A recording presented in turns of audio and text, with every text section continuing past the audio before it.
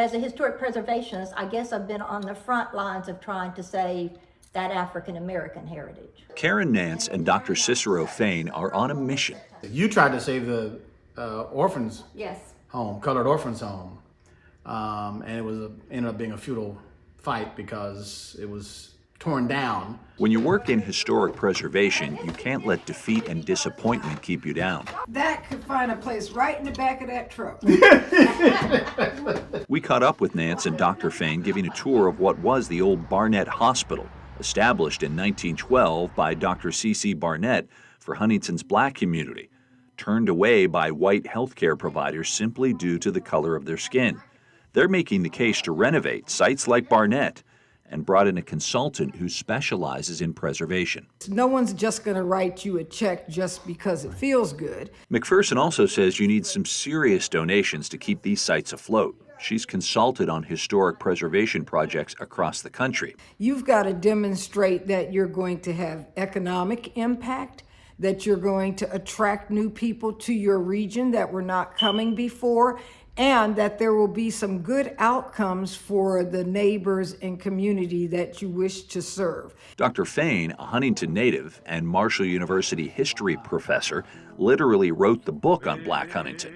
He has some big plans to put our region on that historic map, namely for its role in the Underground Railroad, especially West Virginia, which he says is way behind on heritage tourism. Ohio has 103 designated identified sites on the Underground Railroad network. We have 3. Even after the western half of Virginia officially broke away and joined the Union as the state of West Virginia on June 20th of 1863, there were still some holdout slave owners keeping people in bondage. Now, Kentucky remained a slave state until the 13th Amendment was ratified in December of 1865. So Ohio, right across the river from both states, symbolized the promised land, so to speak, for so many freedom seekers around here. So people across our entire Appalachian region played pivotal roles in the operation of the Underground Railroad. What emerges is that there was a group of folks who assisted these freedom seekers, and because of that, they established an informal network. Dr. Fain is establishing a network of his own, teaming up with Dr. Drew Feit at Shawnee State University to identify and designate sites that would ultimately be part of an Underground Railroad historic trail on both sides of the river, bringing to life individual stories of those freedom seekers.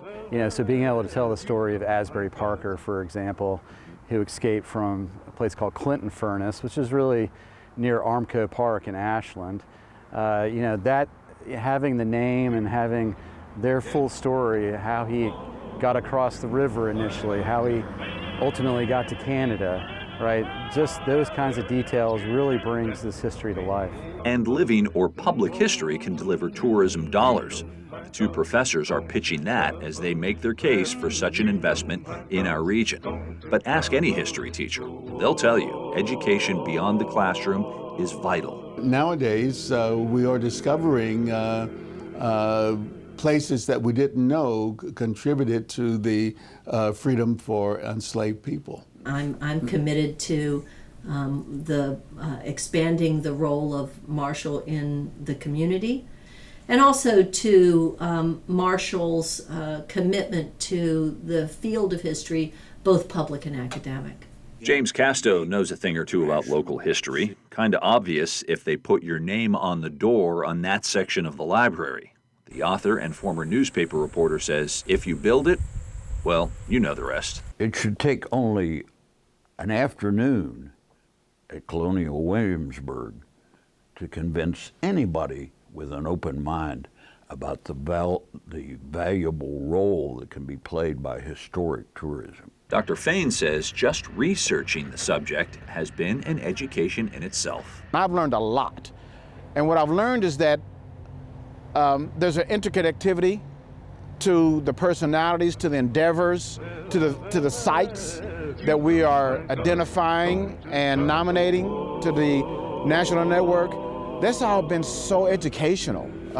So I'm happy to be a part of this.